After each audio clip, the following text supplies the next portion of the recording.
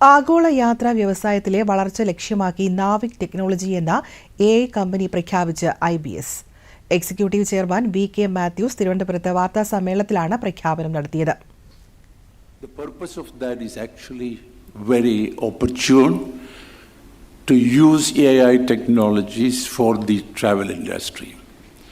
So we had 30 years back what we announced had a great purpose, had a great focus, that is, it had a technology focus of using new technologies and a sectoral focus of only looking at travel business.